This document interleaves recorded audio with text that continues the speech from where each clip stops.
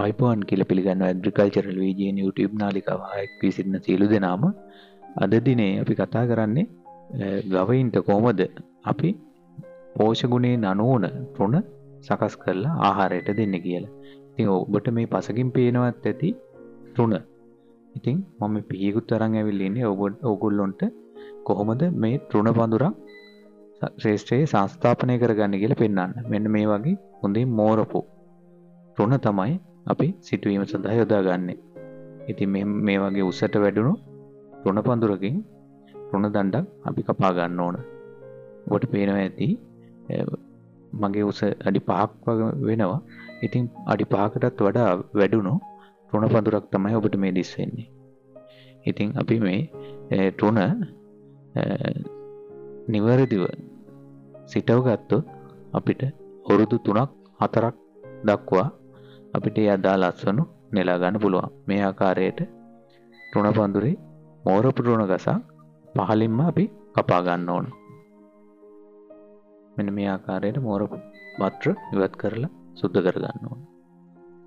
ඉතින් මේ වගේ සුද්ධ කරගත්තු තෘණ ගසේ කරටිය කොටස කපල ඉවත් කරනවා. ඉතින් ඔය මේ දකින්නේ මම පිළියෙල කරගත්ත තෘණ දණ්ඩ. තෘණ දණ්ඩේ අපි පුරුක් දෙකක කොටස් පැකින් තමයි කපල ශේෂ්ත්‍රයේ සංස්ථාපනය කිරීමට ගන්නෙ. ඉතින් ඔබට මේ තෘණ දණ්ඩේ පුරුක් දෙක බැගින් කොටස් පුරුක් දෙකක් තියලා ඉතුරු පුරුකේ මැදින් කපනවා. ඒ වගේ පුරුක් දෙකේ කැබලි තමයි අපි සංස්ථාපනයට යොදාගන්නේ. ඔබට පෙන්වන්න මේ තෘණ දණ්ඩේ මුල කෙලවර අනිවාර්යයෙන්ම අඳුර ගන්න යුත්තේ මුල කෙරවල තමයි අපි ශේෂ්ත්‍රයේ සංස්ථාපනය කරනකොට පසට යට කරන්නේ.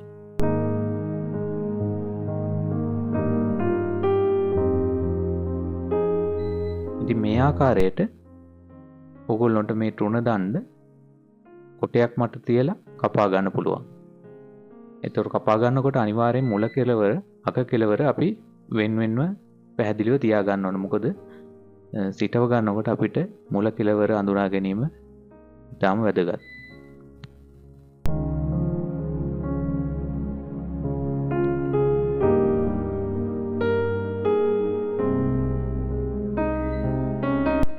මේ ආකාරයට පුරුක් දෙක බැගින් සිටිනසේ දඬු ටික පිළියෙල කරගන්න.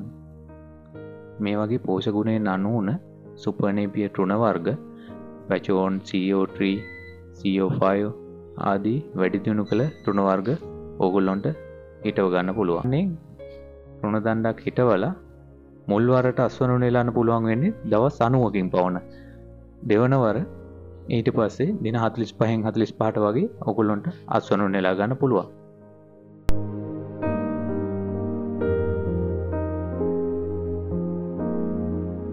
වගේ අඩියක පමණ වලවල් සකස් කරන්න ඕන. අඩි දෙකෙන් දෙකට තමයි මම හිතවන්නේ ඝනයටම හිටවනවා. මොකද එතකොට වල් මර්ධනයක් කරන්න අවශ්‍ය වෙන්නේ නැහැ. මේ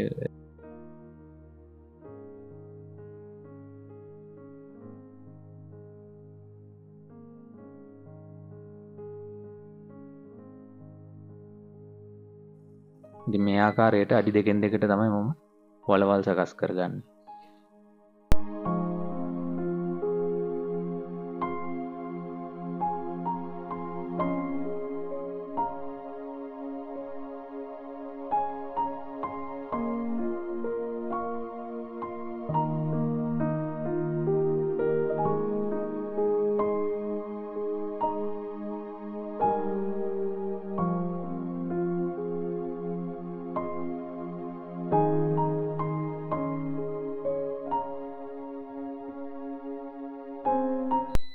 ඉතින් මම ඕගොල්ලන්ට පෙන්නන්න වලවල් කීපයක් හරගත්තා.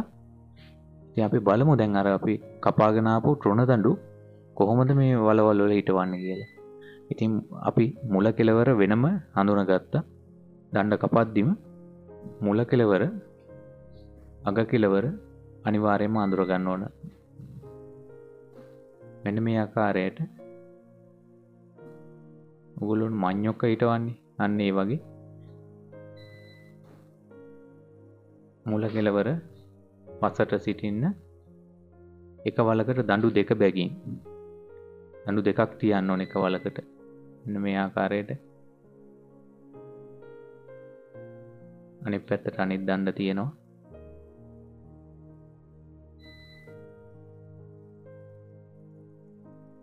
නොහොම වලවල් ටිකට දඬු ටික දාගන්න ඕන. ඉතින් මම දඬු ටික දාගෙන ඉවරයි. දැන් අපි මතු පිටපස් වලින් මේ දඬු වහනවා. බොහොම සරලයි. ඉතින් මේ වගේ හිටවල ගත්තට පස්සේ දින 90කින් අපිට මුල් ලස්සන නෙලා ගන්න පුළුවන්.